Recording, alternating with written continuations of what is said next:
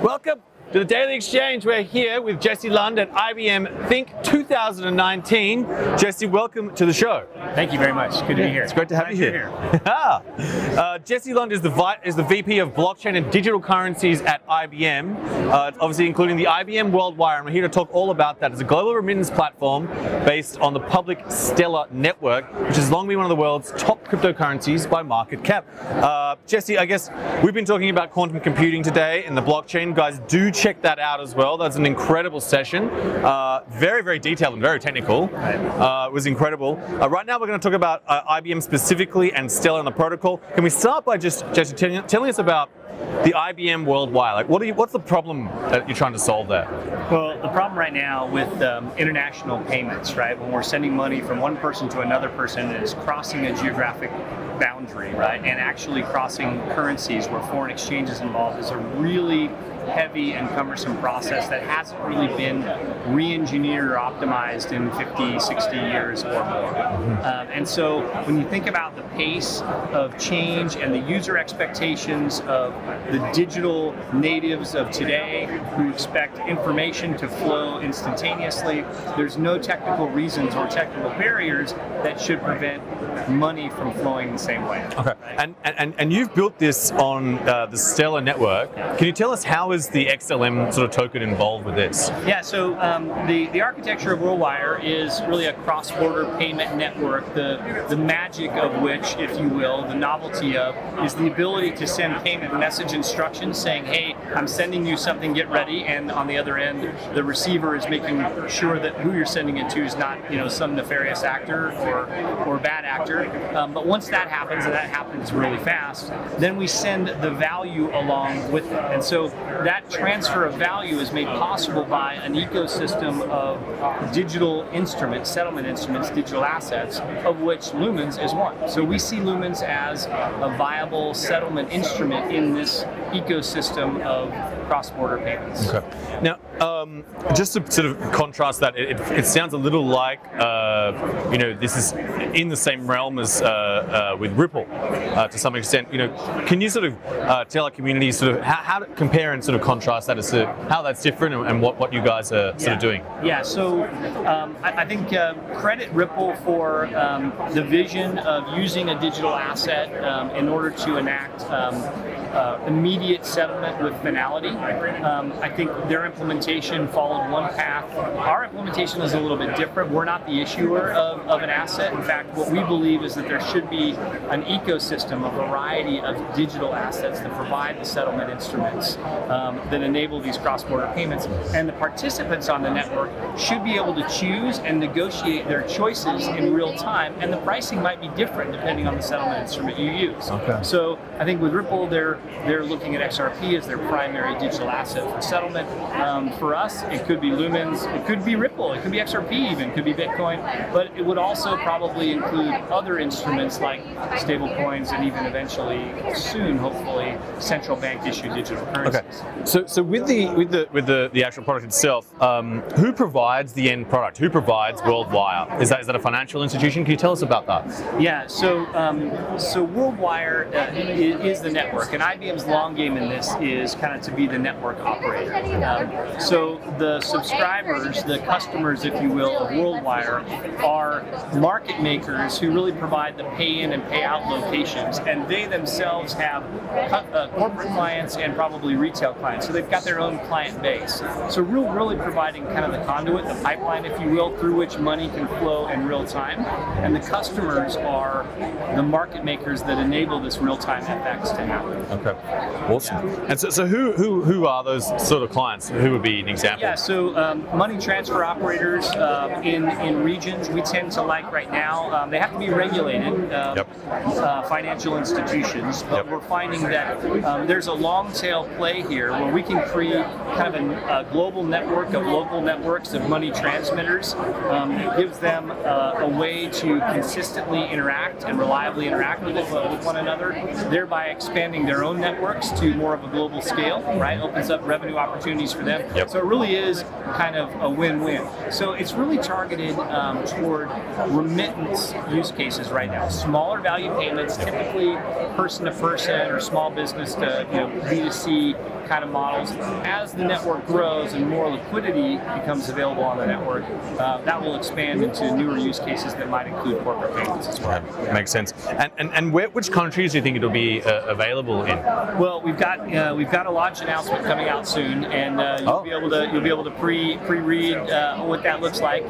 But let's just say we're going to be supporting more than 50 countries out of the gate, 30 to 40 currencies, and enough market makers to drag along 30 or 40 banks. So we'll have a significant portion of the world covered, and our goal is to continue to expand that network and to provide global coverage within 3 to 5 years, where you can actually send remittances in a consistent way immediately at a very low cost from anywhere in the world to anywhere in the world. Okay, so let's talk a little bit about Stellar now. Yeah. In terms of IBM obviously has its own blockchain with Hyperledger Fabric. Can you tell us, why did you sort of choose Stellar at first rather than, say, Hyperledger? Yeah, so Hyperledger Fabric is a protocol that we've invested in, and we're now really investing if you consider the development resources that we're putting into Stellar as well.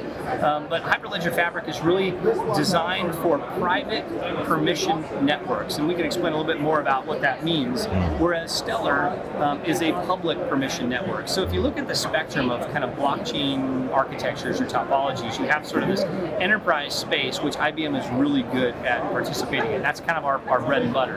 And so we built a blockchain protocol, Hyperledger Fabric, that kind of goes after that to make large enterprises, to give them a toolkit to help them to establish private transactional networks on their own, right? On the other end of that spectrum is kind of the free-for-all, the Wild West, the Bitcoin, where you don't need to know anybody can join the network. You kind of come, you don't need to trust anybody. The network itself provides some level of trust to allow you to transact or interact.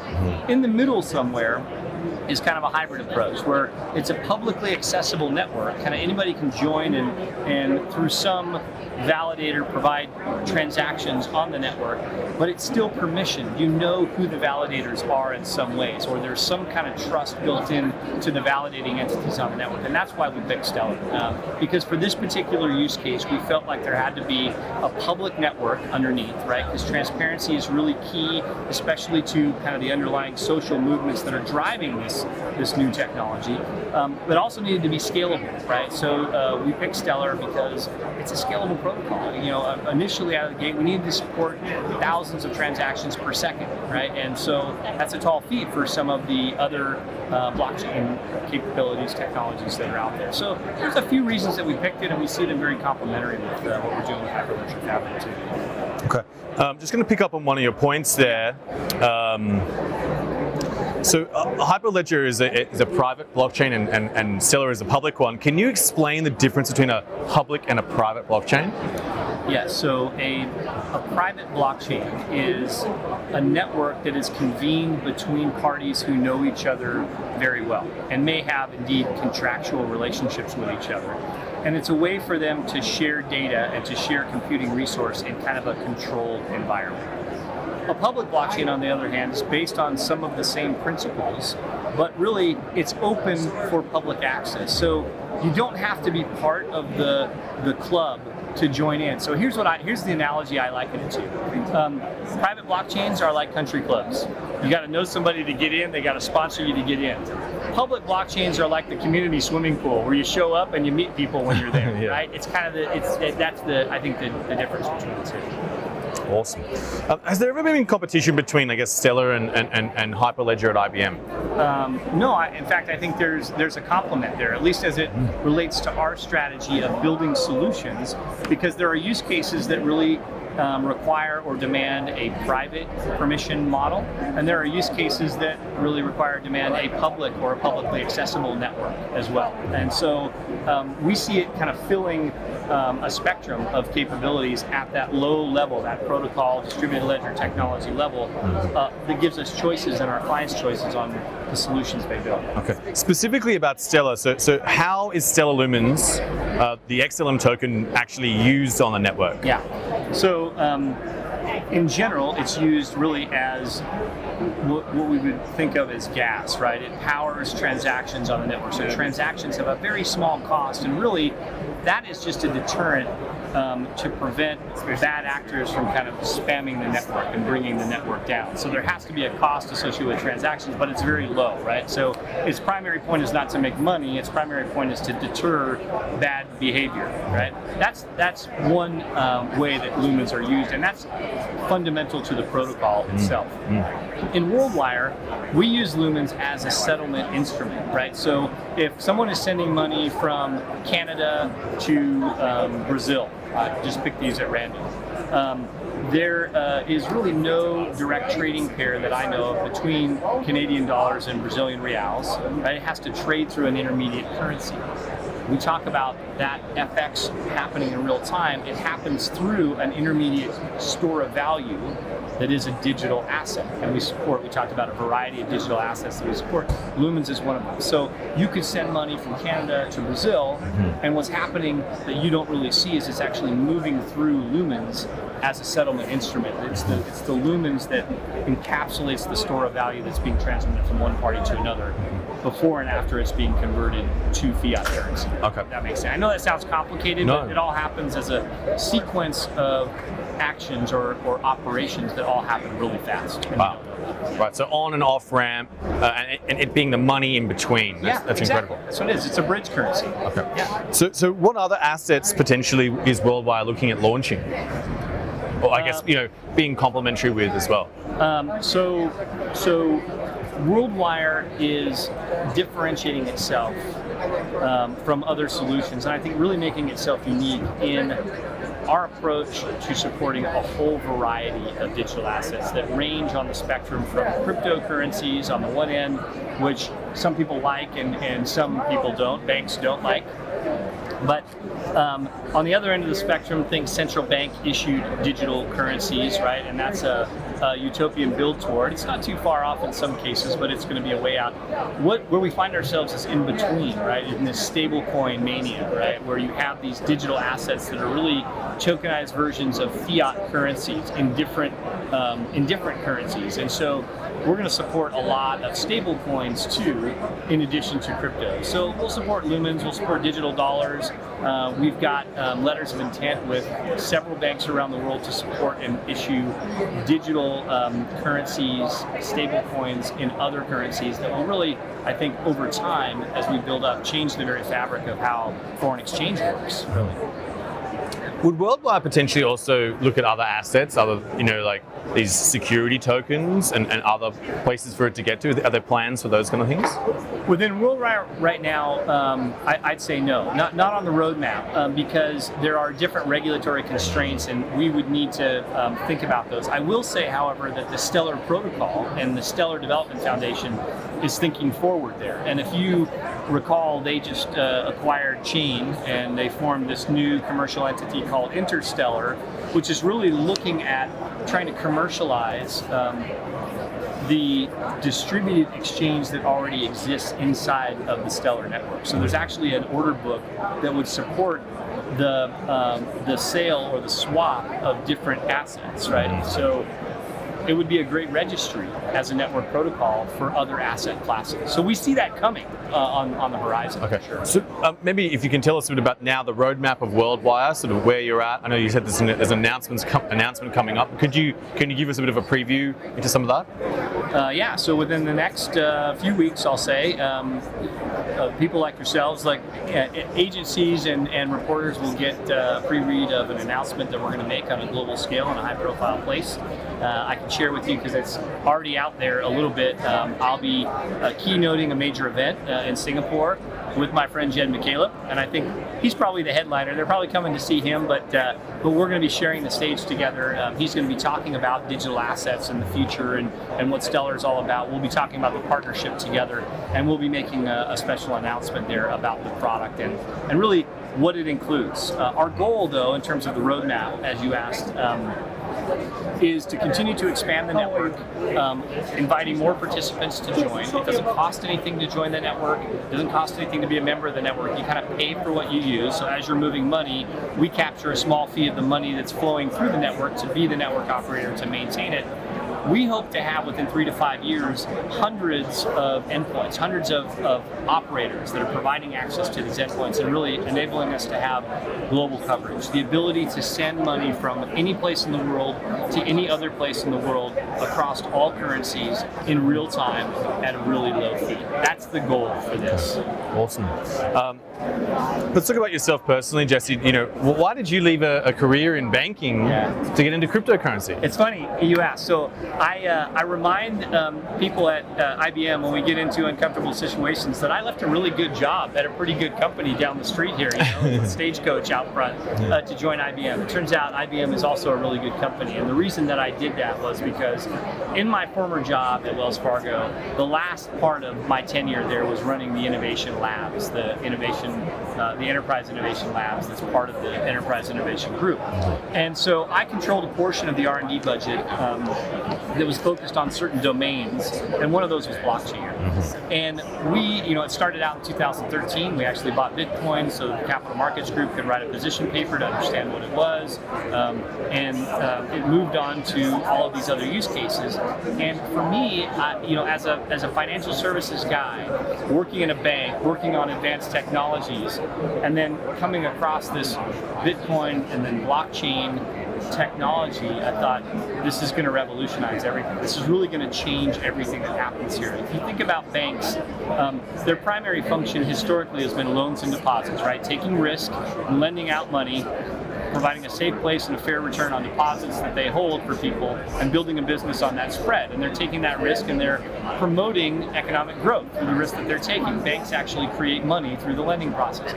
Banks have become kind of I think unreasonably dependent upon payments revenue, fee revenue, right? And that's being attacked by this range of fintechs. And so I see blockchain as this enabling technology that really is going to force banks into a change. I just wanted to be a part of it. Not that I hate banks. They've been a great part of my life and my career. I think banks are good inherently. Yeah. You look at banks and you think that they do bad things. They don't do bad things. They're not bad. They're just too big. And they become too dependent on fee-based revenue, which really doesn't add any value. Okay. And in terms of, I guess for yourself, do you sort of have a personal view or vision of blockchain and cryptocurrencies?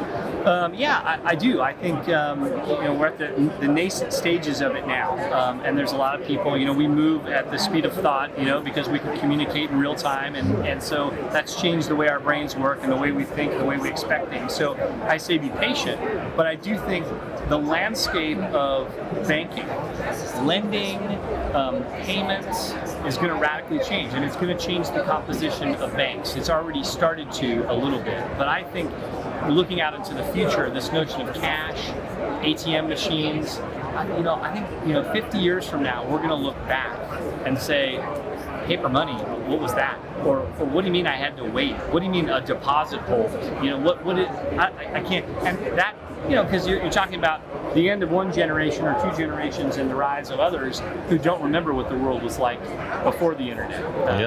And so we've already seen it. I mean, we're seeing it in mobile technologies to this day, and blockchain's just the next paradigm shift. Okay. And for yourself, how do you, Stellar has a philanthropic foundation, has some goals around that. Is that sort of, part of your belief with Stellar and things like that? Do you like the philanthropic side, the banking the unbanked and things like that? Yeah, I love it. I love it. So one of the things that I did in my former job at Wells Fargo was being involved in a lot of different areas. And so we had interaction with the World Bank and the International Monetary Fund. And I really came to an appreciation, kind of an awakening, that first of all, it was surreal for me to realize that 3 billion people in the world live under the poverty level, right? And the poverty level is like $3 a day. I mean, I can't, that's less than a cup of Starbucks coffee, right? And almost half the world's population is living day to day on just that amount. But then you kind of drill into those stats, and there's 2 billion adults in the world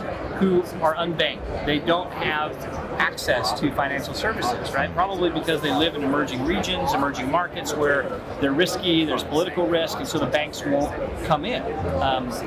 But the encouraging thing about all of that is the telcos have been there first. And 1 billion of those 2 billion people are carrying smartphones and have the capacity to hold digital value, to store money, to bank, to transfer payments. You've already seen it happening with this M-Pesa phenomenon, right? The telco companies are actually providing a payments mechanism. Again, that's just the beginning. And so the idea of making the world smaller, not just on the flow of information, but on the flow of financial services and money, creates an open door for these emerging economies to grow faster and to participate. And that just raises the quality of life for people that live in those regions. And I mean, we should be all about that. I mean, at some point in our register, that should be something we think about in whatever we're doing, I think, you know, whether it's banking, whether it's technology, whether it's, you know, growing food, we should be thinking about how can we kind of bring sort of equilibrium to economic prosperity for everyone. Awesome stuff. Love it. Oh, incredible. If there was one thing you could sort of explain or give a takeaway for everyone who's sort of, you know, trying to understand cryptocurrency and blockchain, what's that one thing you'd love to tell them? Well, I would say there's a lot of speculation on cryptocurrency prices, and I think there's a mindset because cryptos are so accessible through these exchanges that they're somehow securities or they trade like stocks, and that's true.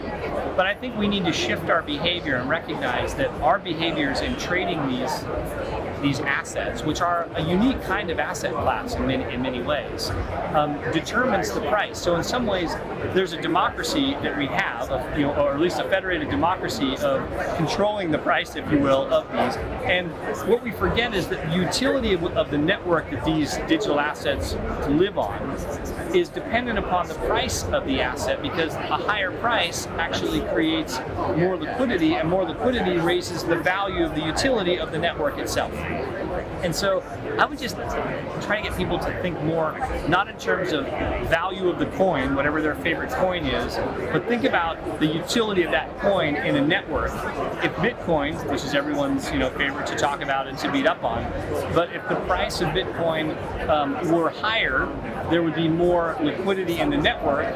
We could be having a really different discussion with banks right now, but we're speculating, and speculators are a necessary part of the market, but I think they're hurting the value, and I think it's because we're thinking about it wrong, if that makes sense. We ask everyone on the show, Jesse, to make a prediction for New Year's Eve 2019, the price of Bitcoin in US dollars. I was wondering if you could share with us, this is not financial advice, by the way, guys, but just your opinion, what that might be. Yeah, thanks for the disclaimer. Disclaimer, right? Always have a disclaimer. So I think it's going to be higher. I'll go with 5,000, but let me just say this, I have a long-term outlook, and I've actually blogged about this a little bit. It goes back to that discussion about the utility of the network with a higher price.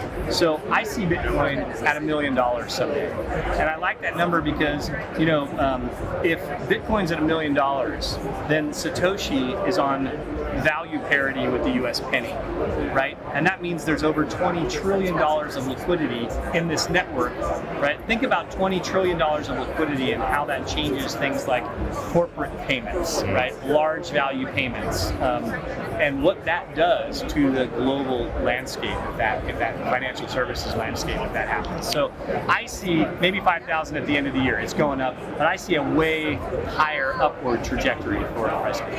Awesome. Yeah. Jesse, thank you so much for joining us on the Daily Exchange. Nice to meet you, yeah. And everyone, do follow Jesse on his Twitter. We'll bring that up down here. And check it out. He's just recently doing some interesting, great podcasts with Anthony Pompliano as well. Check that one out. It's incredible. We'll see you guys. This is IBM Think 2019 Daily Exchange Edition. We'll see you guys later.